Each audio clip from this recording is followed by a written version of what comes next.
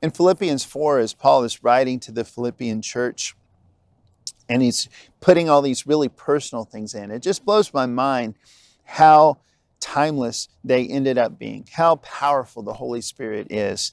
These next couple verses are very personal notes to him, but there's no exception to that rule. There's timeless goodness in that as well.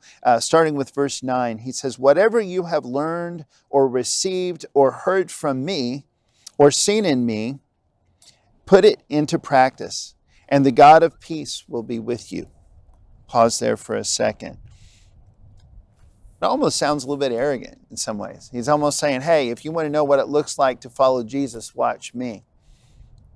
But really, that's what all of us Christians are supposed to be doing, is intentionally, deliberately, openly, purposefully setting an example for each other and for the world about what it looks like to follow Jesus. And if we're not aiming at that, if that's not our goal, if that's not what we're shooting for, if people can't actually look at us and see what it looks like to follow Jesus, something's wrong.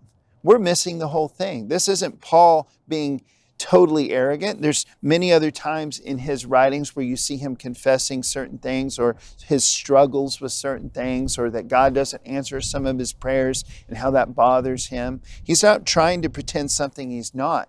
But he also knows that he is an example of what it looks like when you follow Jesus. That what he lived day after day, what he pursued day after day, what he left behind and followed Jesus instead of, all of that was setting an example that others are supposed to follow. And my encouragement to you today is not to be arrogant or anything like that, but to set an example for the people around you. Yeah, this week, Thanksgiving week, maybe you've got some extra time with family. Set an example for them. If you don't, if you're alone or you just can't get together with family right now, keep setting an example for the people around you, the people at church, even total strangers. Make sure that you always remember, like Paul, that we are setting an example for others. It should be something that all of us could say.